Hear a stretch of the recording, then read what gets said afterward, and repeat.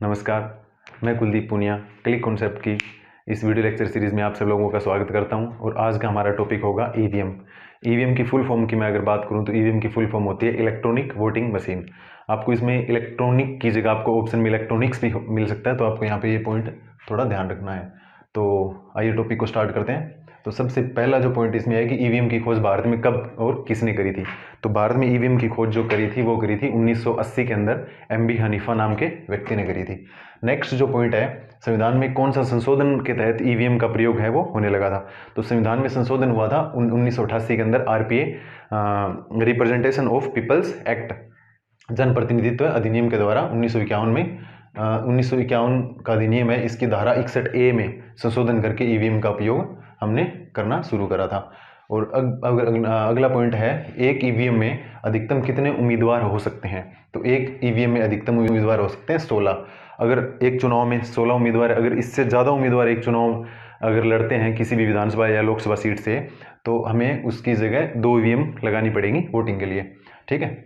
Next है, एक EVM के अंदर अधिकतम कितने वोट अपन डाल सकते हैं। तो एक ईवीएम के अधिकतम अपन वोट डाल सकते हैं 3850, 3850। अब इसके बाद हम ये जो मेन जो पॉइंट है ईवीएम का यही है कि ईवीएम का प्रयोग, ये आपको एग्जाम में अलग अलग तरीके से पूछेगा कि ईवीएम का प्रयोग सबसे पहले कब किया गया, ईवीएम का प्रयोग बड़े पैमाने पे कब किया गया, ईवीएम का प्रयोग सबसे पहले राज्य में कब किया गया, ईवीएम का प्रयोग सबसे पहले देश में, पूरे देश में कब से शुरू किया गया। तो इन्हीं पॉइंट को हम अलग अलग कैटेगराइज करके अपने इनको बिल्कुल सिंप्लीफाई करके पढ़ने की कोशिश करेंगे, जिससे आपको इसमें कोई कन्फ्यूजन ना रहे। तो मैं सबसे पहले बात करूंगा, तो सबसे पहले ईवीएम का प्रयोग 1982 में केरल की परूर विधानसभा क्षेत्र के उपचुनाव में इसका प्रयोग किया गया था। ठीक है। अब नेक्स्ट मैं बात करूंगा कि बड़े पैमाने पर सबसे पहले ईवीएम का प्रयोग, बड़े पैमाने पर सबसे पहले ईवीएम का प्रयोग किया गया था 1998 में, 1998 में एमपी, राजस्थान और दिल्ली की 16 विधानसभा सीटों के अंदर इसका जो है कि बड़े पैमाने के रूप में इसका प्रयोग करके देखा गया था। नेक्स्ट इसका पॉइंट है कि एक साथ पूरे राज्य में ईवीएम का प्रयोग करने वाला राज्य था गोवा। 1999 के अंदर गोवा की विधानसभा जो चुनाव हुए थे उसमें सबसे पहले ईवीएम का प्रयोग किया गया था। और मैं बात करूंगा कि एक साथ पूरे देश में सबसे पहले 2014 की 14वीं लोकसभा के जो चुनाव संपन्न हुए थे उसमें ईवीएम का प्रयोग सबसे पहले किया गया था पूरे देश में। नेक्स्ट जो हमारा पॉइंट है वो है वीवीपैट। ये आप लोगों ने बहुत बार सुना होगा, न्यूज़ में भी बहुत ज़्यादा रहता है कि वीवीपैट से चुनाव कराइए, वीवीपैट से चुनाव कराइए। तो सबसे पहले तो आपको वीवीपैट की फुल फॉर्म पता होनी चाहिए। वीवीपैट की फुल फॉर्म है voter verified paper audit trail. ठीक है। और इसका सर्वप्रथम प्रयोग कब करा गया था, ये 2014 की 16वीं लोकसभा चुनाव के संपन्न हुए थे, उसमें 8 सीटों पर इसका प्रयोग सबसे पहले करा गया था। तो वीवीपैट मैं आपको बताना चाहूँगा कि वीवीपैट का क्या सिस्टम होता है। जैसे ईवीएम होती है, ईवीएम के बगल में एक बॉक्स सा आपने देखा होगा कि उस जैसे आपने ईवीएम में कोई बटन प्रेस करा, जैसे आपने कोई सी भी पार्टी या कोई सी भी कैंडिडेट को वोट डाला, जैसे उसमें बटन प्रेस करते ही साइड में एक बॉक्स लगा होता है, उस बॉक्स में उस उम्मीदवार का चुनाव चिन्ह और उस उम्मीदवार की फोटो आपको दिखेगी जैसे आपने ईवीएम में बटन प्रेस करते ही। ठीक है। वो फिर उसके अंदर जैसे पर्ची निकल के नीचे बॉक्स होता है, वो जो सेम पर्ची है उसके कैंडिडेट की फोटो वाली और चुनाव चिन्ह वाली बॉक्स में डल जाती है। तो उसमें दोनों सिस्टम हो जाते हैं, ईवीएम का भी यूज हो गया और साथ में पर्ची वाला सिस्टम हो जाता है। अगर आपको कोई सीट पर डाउट है कि इसमें धांधली हुई या कुछ हुआ है, तो आप दोनों को उसको टैली कर सकते हैं, दोनों को कंपेयर करा सकते हैं। अगर दोनों इक्वल है तो आपको कोई वहाँ पे कुछ गलती वगैरह कुछ नहीं हुई है। नेक्स्ट मैं बात करूँगा कि नोटा की फुल फॉर्म होती है नन ऑफ दी अबोव। ठीक है।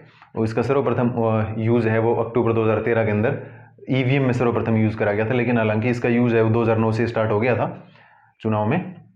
अब इसके अलावा ये हमारा टॉपिक ईवीएम कंप्लीट हो चुका है, लेकिन इससे जुड़े हुए कुछ आपको 4-5 पॉइंट है एक्स्ट्रा में, वो आपको पॉइंट ध्यान रखने हैं। तो सबसे पहले अगर मैं बात करूं कि भारत में प्रथम आम चुनाव कब हुए थे, ये हुए थे 1952 में। इसी के साथ ही भारत में प्रथम लोकसभा है जो गठित हो गई थी 1952 में ही।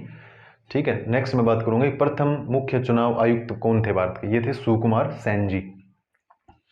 फिर भारत में चुनाव निर्वाचन पद्धति कौन से देश से ली गई है, ये ली गई है ब्रिटेन से।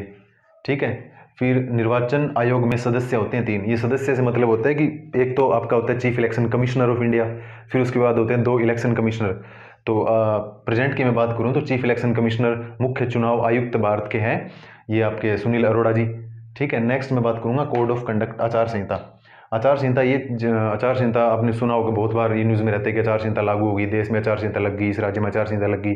तो आचार संहिता से यही मतलब होता है कि अगर देश में आचार संहिता लग गई तो उससे यही होता है कि देश में आचार संहिता लगते ही जो पूरे सेंटर और आपके स्टेट के साथ जितने भी सरकारी कर्मचारी हैं वो सारे निर्वाचन आयोग के अंडर आ जाते हैं। निर्वाचन आयोग की ही जो दिशा निर्देश के अनुसार वो काम करेंगे कि चुनाव संपन्न कराना है आपको, आपकी पोस्टिंग यहाँ पे होगी, आपको यहाँ पे चुनाव संपन्न कराना, आपकी ड्यूटी यहाँ पे है, ठीक है।